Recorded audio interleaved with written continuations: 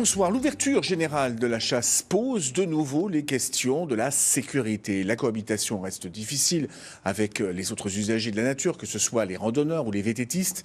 Pour la première fois, la société de chasse de Raon-au-Bois dans les Vosges testait une application de géolocalisation. Sophie Valzecchi et Didier Bert.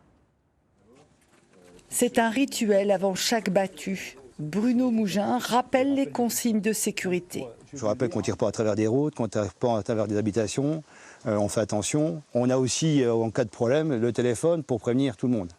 L'accident de chasse, la hantise de chacun de ces 30 chasseurs, même pour ceux qui ont leur permis depuis 30 ans. On est censé identifier ce qu'on tire. Donc logiquement, si on ne voit pas ou si même on en entend, on ne doit pas déjà être en train de mettre en joue, quoi. Pour moi, c'est une faute, Voilà. Et ça ne doit jamais arriver. Mais ça arrive. Mais ça arrive. La traque a commencé. Les chasseurs avancent en ligne pour rabattre le gibier vers leurs camarades restés en lisière.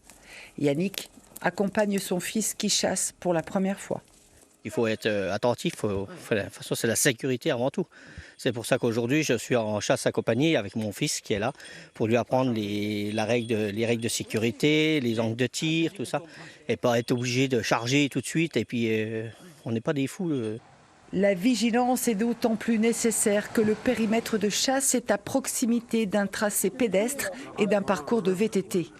Alors, pour une cohabitation sereine, la société de chasse de Raon-au-Bois partage une application avec le grand public. En rouge, les zones de chasse. Sur cette application, vous voyez très bien que je suis dans une zone de chasse. Si je grossis et que je me mets en plan satellite, ou même sans me mettre en plan satellite, je fais l'accès avec toutes les routes pour m'extraire de la zone. Et je vois les autres zones, en fait, sur l'autre territoire, l'ensemble du territoire qui n'est pas chassé. Un outil idéal selon le chasseur. Une belle journée, c'est une journée sans problème. Mais aussi zéro problème avec les tierces personnes. Donc la cohabitation, aussi bien avec le monde agricole que monsieur et tout le monde, le cueilleur de champignons, la personne qui fait de la rando en cheval, etc. Financée par la mairie de Raon-au-Bois, cette application est utilisée pour la première fois cette saison.